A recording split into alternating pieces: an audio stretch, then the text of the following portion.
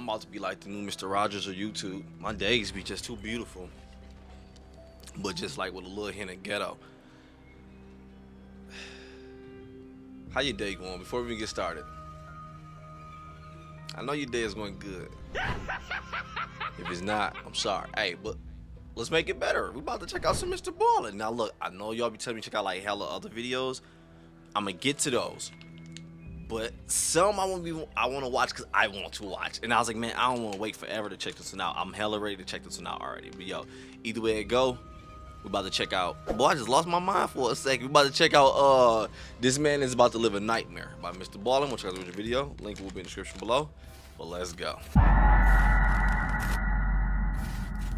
In 2000, a handwritten note was discovered at the bottom of the ocean up in the Arctic Circle, and it revealed this absolutely horrifying true story. But before we get into that story, if you're a fan of the strange, dark, and mysterious delivered in story format, then you come to the right place because that's all we do, and we upload once or twice every week. So if that's of interest to you, please invite the like button to go on a long bike ride with you, but make sure before you step off, you replace the water in their water bottles with hot dog water. Also, please subscribe to our channel and turn on all notifications so you don't miss any of our weekly uploads. All right, let's get into today's story.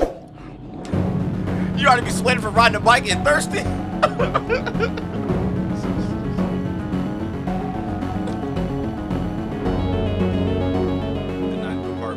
On the morning of August 12, 2000, 33 of Russia's best naval warships stopped inside of a particular section of the Barents Sea. The Barents Sea is this 800-mile stretch of freezing water up in the Arctic Circle just northwest of Russia, and these 33 ships were in this stretch of water for this huge military training exercise. Basically, they were going to run through some war game scenarios where, for example, one ship would pretend to be an enemy combatant, and the other ships would work on locking onto that ship and firing at them. What kind of game but of is course, that? they wouldn't use real missiles or torpedoes. They would use duds that didn't actually explode. And so around 9 a.m., the man who was in charge of this entire operation, his name was Admiral Popov, and he was actually on board one of these 33 ships. He authorized one of the submarines that was out there to shoot 2 of their dummy torpedoes at a target, an enemy combatant, which was actually just one of the other ships.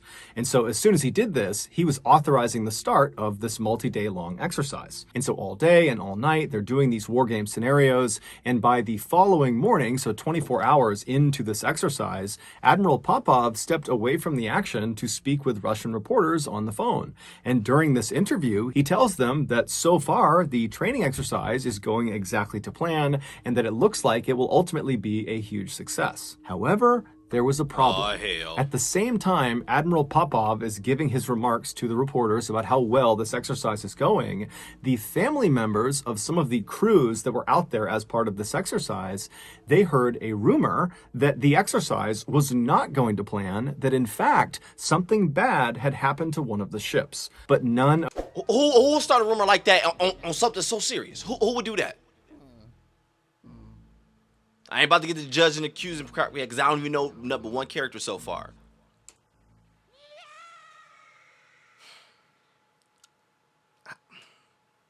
Going to plan that in fact something bad had happened to one of the ships, but none of the family members had any more information beyond that. Even though this rumor was just that, a rumor, the family members of these crews that are participating in this exercise, they naturally became very worried. And so they all that morning began calling the naval base where the 33 ships had originated, asking for more information.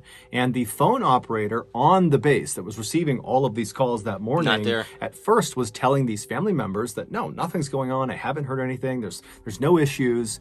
But eventually this phone operator let slip that in fact they too had heard the rumor that something bad had happened, and they think it actually might be true. But when this family member who heard this pressured the phone operator for more information, the operator clammed up and said, you ain't about to play with me and my family, you gotta tell me what the hell going on. Well, I can't come do nothing because I'm on the ship. But I'm gonna call my partner. Hey, don't play with me, dog. This shit about to get so dark. I already know it, dog. bad had happened, and they think it actually might be true. But when this family member who heard this pressured the phone operator for more information, the operator clammed up and said, I can't give you anything else.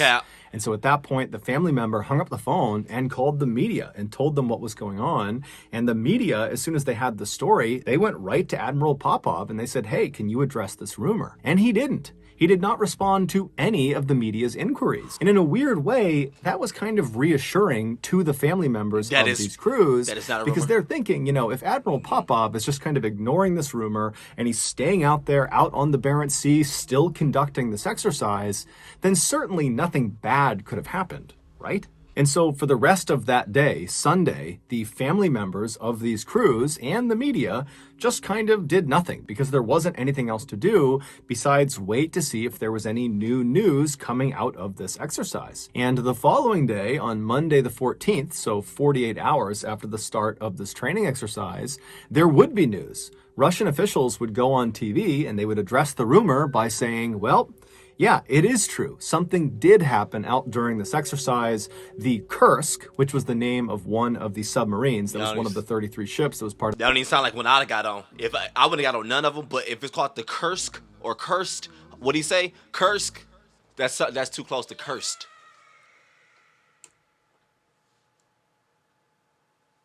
The Kursk, which was the name of one of the submarines, that was one of the 33 ships that was part of this exercise, they experienced some minor technical difficulties that forced them to ground their vessel at the bottom of the Barents Sea. But don't worry, this is normal. We're in touch with them through the radio. Everybody is fine. We are pumping air and power into their submarine, and before long, we will have them back on the surface. There's nothing to worry about. Now, naturally, the family members of the Kursk crew specifically, they panicked when they heard this, because even though the government is acting totally confident that everything is fine, they did not feel confident that everything was fine. Their family members are trapped on the bottom of the ocean. I'm about to turn this off. But at the same time, they remembered the Kursk, the actual submarine, was a very special and very safe submarine. The Kursk was quite literally Russia's best ship. They had spared no expense on it. It was extremely expensive.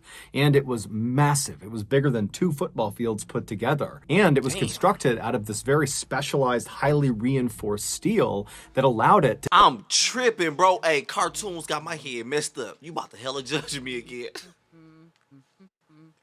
I ain't even know.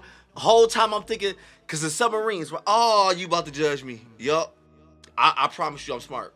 I got 2 degrees. Both of them ain't worth shit, though. Sally may still call me. Hey, Pete. I'm picturing like when Bugs Bunny get in it, it'd be like 3 or 4 people max, and it's just like kind of like a bullet. So whole time I'm like, they way underwater and it's probably hella no space. But they got hella room. But still, they're still creepy though. Ah.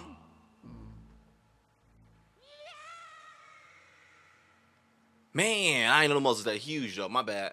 Was constructed out of this very specialized, highly reinforced steel that allowed it to take a direct hit from a torpedo and just keep on going, no problem. It was also outfitted on the inside with all the latest and greatest technology. And so if you were going to be stuck at the bottom of the ocean inside of a submarine, you would want to be stuck inside of the Kursk. And so the families took solace in that. But over the next couple of days, despite the government reassuring everybody in the news that everything was fine, it's totally minor, we're going to have the Kursk up in no time, despite all that, the Kursk still had not been raised to the surface.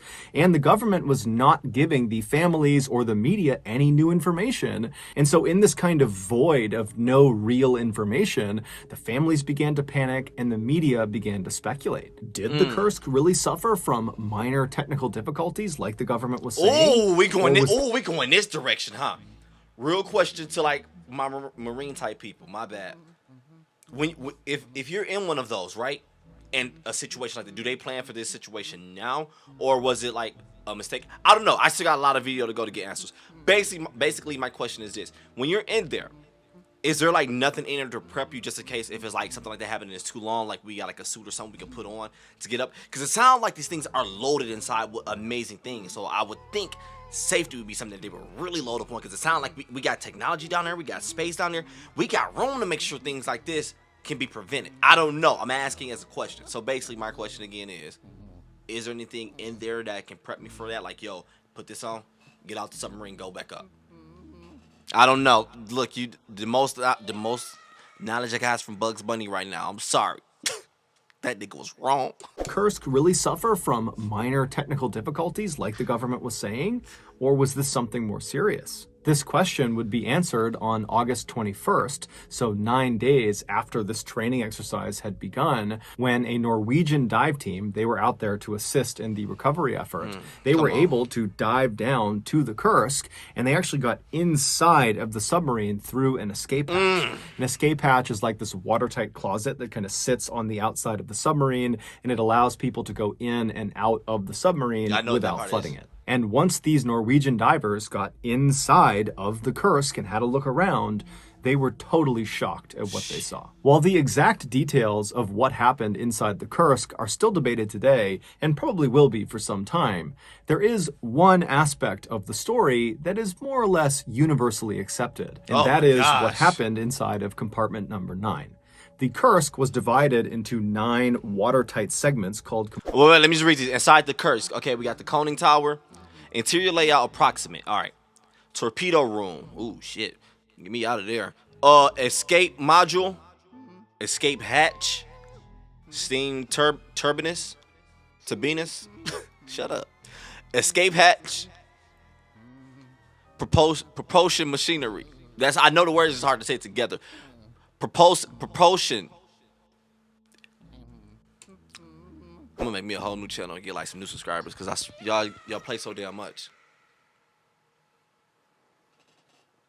And the reason we know what happened inside of compartment number 9 is because a 27-year-old Kursk crew member, Dmitry Kolesnikov, told us. Dmitry was born into a family of submariners. His father was a submariner, and his father's father was a submariner, and Dmitry idolized them, and so growing up, that was all he ever wanted to be. And in the late 1990s, his dream would become a reality when he commissioned as a naval officer in the Russian Navy and was given orders to serve on board the Kursk. 4 months before this training exercise out in the Barents Sea, Dmitry met and very quickly married a high school teacher named Olga, and right after their wedding, one of the first things he did is he brought her on board the Kursk for a tour.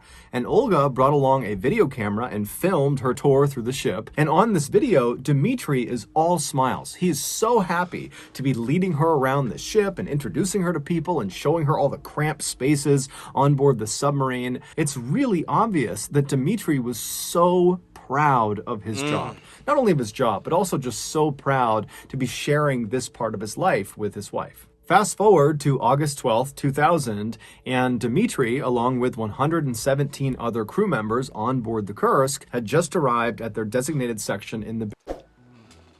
This is what I'm getting at. I'm gonna let the story finish. Because he said there was other people down there, but when they got out of there, bro was still standing, and he told him what happened. You're not about to tell me he whacked 100 and some people.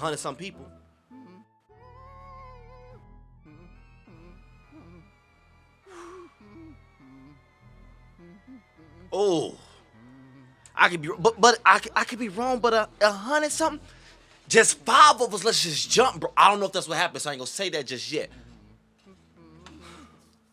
This about to get dark, dog.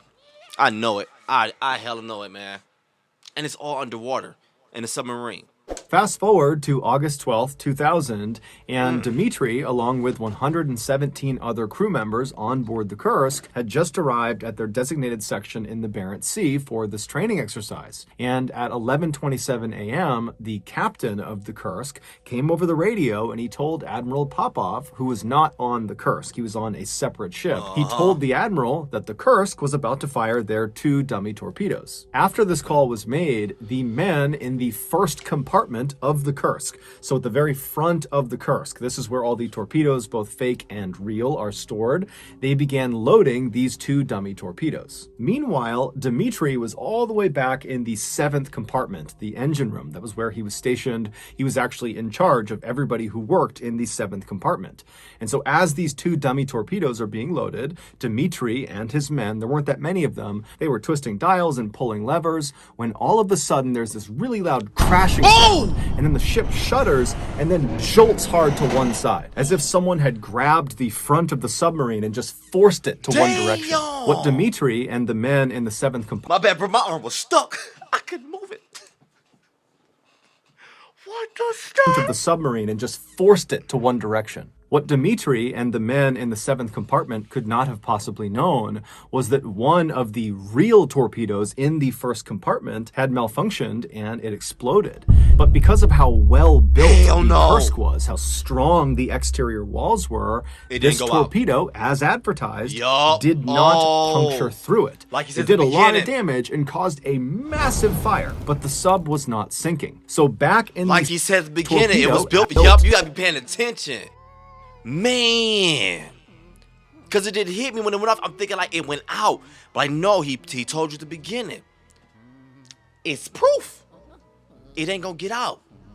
So I mean that mug exploded and now it's on fire inside. Stop playing with me, dog. And oh my gosh, I bet bro probably the only one who survived.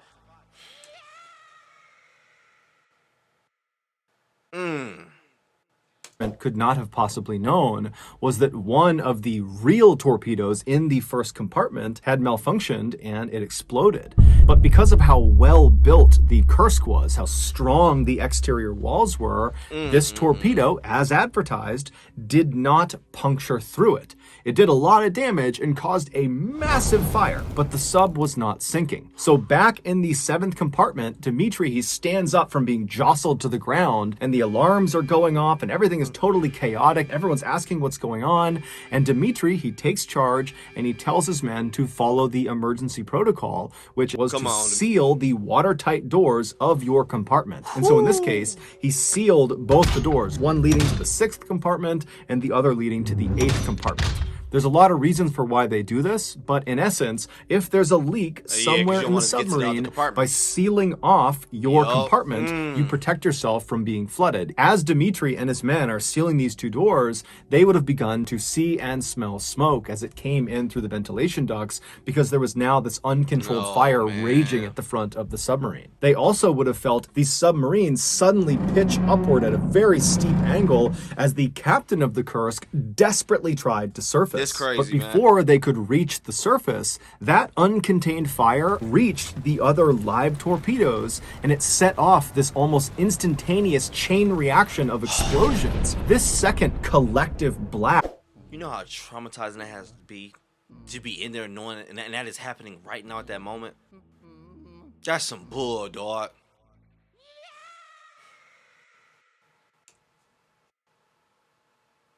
Instantaneous chain reaction of explosions. This second collective blast killed virtually everyone in the front half of the submarine. Either the blast itself blew them apart, or once this hole in the front of the submarine, because the second blast did puncture the walls, once that hole was created, all this Arctic water began flooding into the submarine. So if you didn't get killed by the blast, you very quickly drowned. The only people who survived the 1st and 2nd explosions were anyone in the 6th compartment going backwards. So 6, 7, 8, and 9. Is it just me, or is he saying 6th like dash? Go back. Or anyone in the 6th compartment going backwards. So 6, 7, 8, and 9. And so Dimitri and the other men in the 7th compartment, they would have been definitely badly shaken up from that second explosion. That completely rocked the submarine and sent them tumbling all over the place. But they would have been very alive and very aware of the terrible situation they were in. And so I would imagine that Dimitri and the others tried to grab onto any of the piping or anything they could as the submarine, because the control tower has been destroyed, just angled straight down and began careening downward. At 11:32 a.m., just 4 minutes after that initial explosion, the Kursk slammed nose first into the ocean floor 350 feet below the surface, and in the back half of the Kursk came down to rest. We don't know exactly what happened on board the Kursk for those first 2 hours after they hit the ocean floor. What we do know is they had power, so there was light inside of the submarine. Also, the air purifiers were still working, so despite the chemicals and smoke that was in the air, it was relatively easy to breathe. Let's go. During those first 2 hours. And that's the main thing I was thinking about, bro. And because when he was like that one blew up and those people exploded, not to sound selfish, if that was me there, that's how I would have wanted it to happen. Instantly take me out of there, because I thought he was about to say, like, it was a fire went off and they blocked it off, but it smoked out the entire thing. So they're down there just suffocating. That would have been torture, dog. So when you talk about the vent thing, that made me feel a little better. Like, man, Dimitri, at least you down there. At least you breathing good. And I'm glad to know, because I think the end of the story, from the way Mr. Ballen put the beginning, knowing his ass, he'll play with your brain. But it sounds like you make it out. So that's getting me through it. Him letting me know that's getting me through it. But man, and it sounded like he was the only one. Damn. That is traumatizing as hell to go through. I'm so sorry. Man. That's what I mean. We're gonna start it real quick, but this is what I mean. Like when I get respect on that last video, when them soldiers was out doing, they sniped their bro head. I was like, this is why, man, when people serve, bro, full respect for me, man. That the way that you put your life on the line, that's strong as hell. Respect again. Stop playing. I joke a lot, but for real, stop playing with people's lives. I don't do that. Stop. Man. This is crazy. I got 10 more minutes to go. I can't do no more, Mr. Ballen. Leave me alone.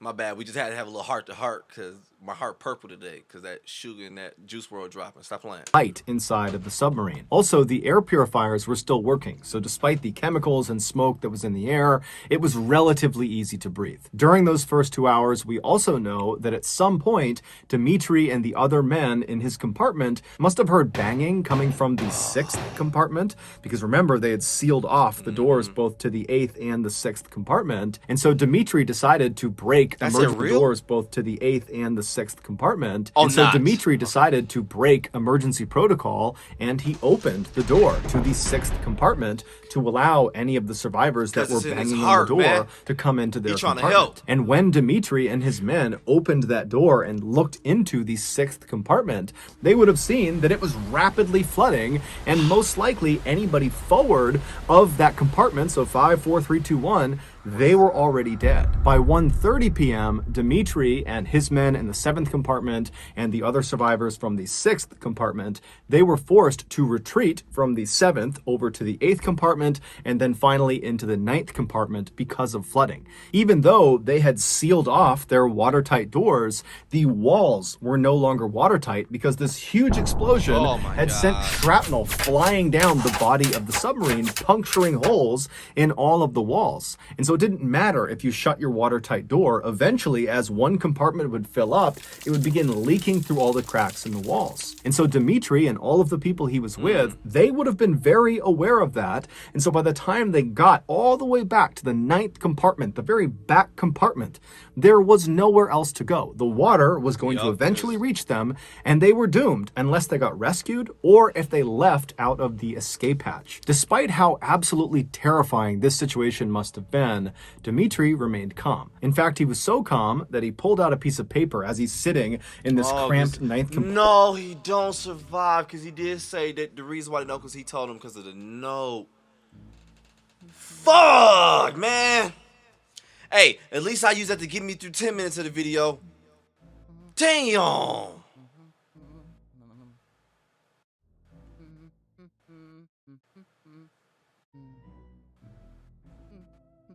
Pay attention. Pay attention, man. Details. Pay attention to the details. Man.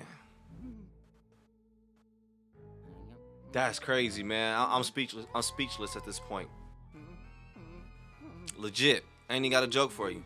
Ain't even got one. Usually I try to put a little cheer in your heart. Not today. I like the way you told your story without giving me a spoiler at the end. That was dope. I thought I had it figured out at the beginning. I thought I was good too. They're gonna be in the comments like, "Ooh, Charlie spoiled it already." Boy, I was hella off. Stop playing with me. In fact, he was so calm that he pulled out a piece of paper as he's sitting in this cramped 9th compartment with these 22 other men, and he writes the date and time in the corner, and then he begins to kind of describe what had happened. He talks about there being an explosion, and he thought he and these 22 men were the only survivors, and he says they're now trapped in the 9th compartment, and they have to wait for rescue. He also talks about how they had considered going out the escape hatch, but apparently it hadn't worked. After Dimitri wrote this very neat, very legible, very organized note, he He folded it up and put it in his pocket, and then for the next hour and a half, he sat inside of the 9th compartment with the 22 others, and the power went out, which thrust them into absolute pitch darkness. I mean, completely black inside of there. That was smart that he wrote that letter. And the temperatures, because the power was But I do got a question. out, suddenly began to plummet, and then the worst part was the water began seeping through the walls. And so Dmitri and the other men, they would have known that it's just a matter of time before this room fills completely with water, and there is nowhere to go. And so with the water rising all around them, Dmitri pulls that paper back out of his pocket and he adds to the note. And this time his handwriting is barely legible. Yeah, and it's he's probably because scared. he's probably suffering from hypothermia, so he's shaking. He can't see what he's writing. In fact, he writes the words, "I'm writing blind," to indicate it's totally dark in the room. And in this second note he leaves on this piece of paper, which was dated and time-stamped an hour and a half after the first one, Dmitri indicates that he does not think he's going to survive. It's very clear none of them think they're going to survive. Then, with the remaining space on this piece of paper, Dmitri writes this very loving and very thoughtful message to his wife and his family, saying goodbye. And then his final words on this note: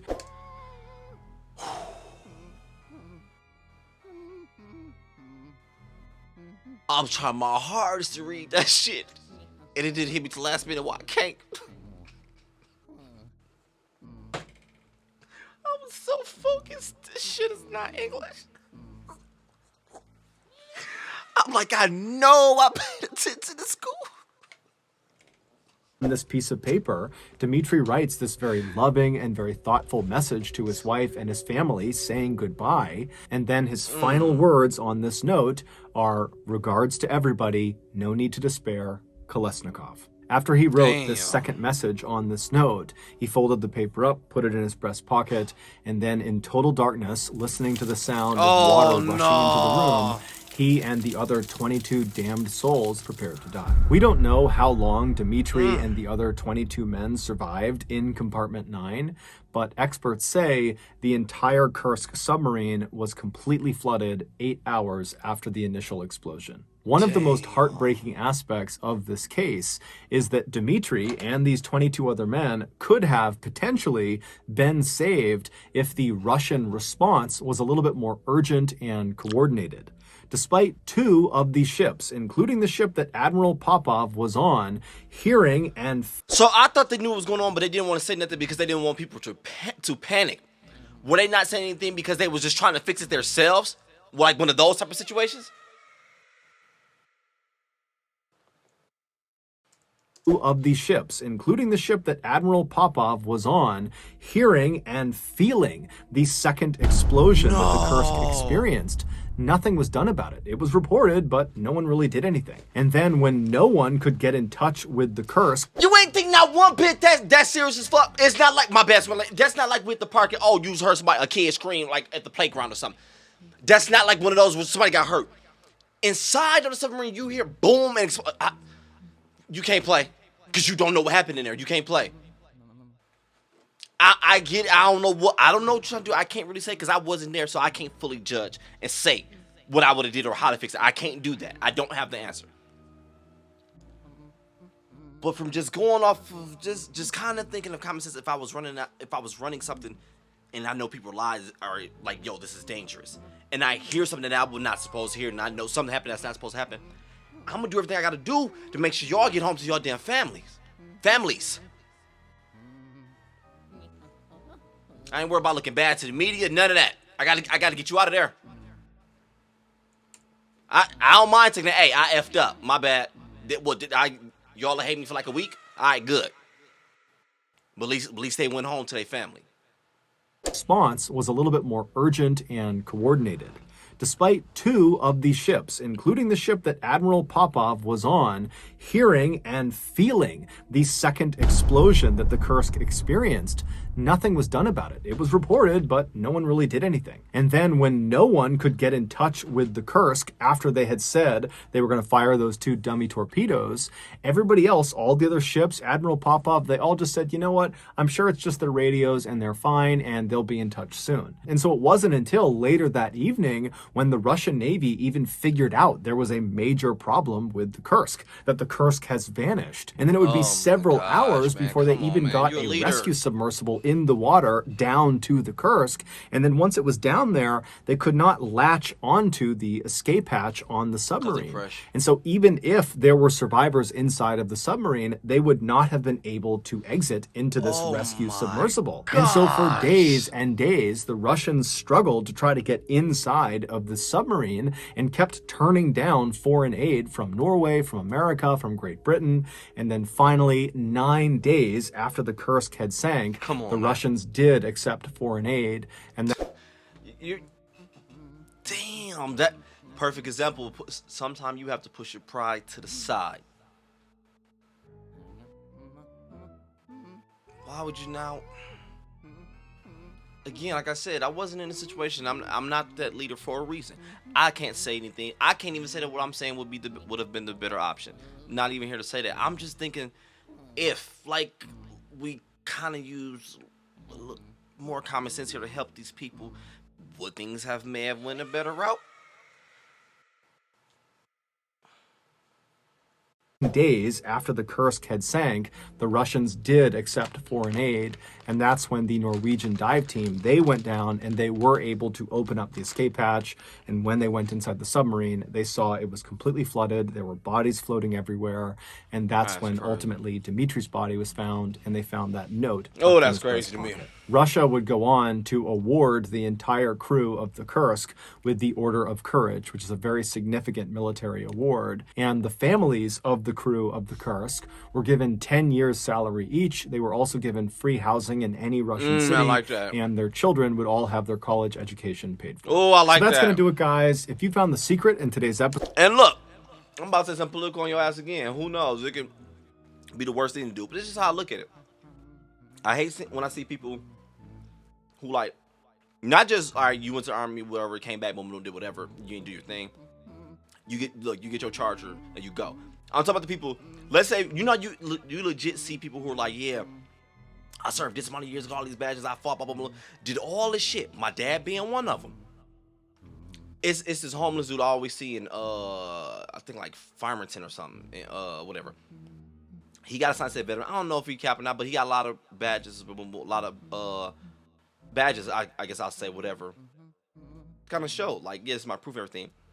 I say all that to say this. Basically, I think it's really messed up that you can if I serve for this country and I do my thing too, all of that should come given. They legit, like, yo, what they're doing is legit somebody stepping in front of me like, yo, hey Charlie, I'm about to do everything I can to protect your house for you. I got you. Don't worry about it. Even though I'm living here too, it's yours. I'm living here too. I'm gonna do everything I can, put my life on line, protect everything. Boom, boom, boom. And then you done after like 2 years. I'm like, yeah, appreciate that. Thanks for protecting my house. All right, bet. Can I come and get like a meal? I'm like, hell no, nah. Boy, you better go get a job. That's fucked up. Stop playing with me. Excuse my language. My bad. Let me let Mr. Ballen finish though, so he can get his retention, because I don't want to mess him up. I guess that was my ending rant already. I already gave you mine. But that's just how I feel. Who knows? It could be wrong or bad to do. Who knows? I don't know. I can't see how it would be, but just how I feel. Look, I love y'all. I love me.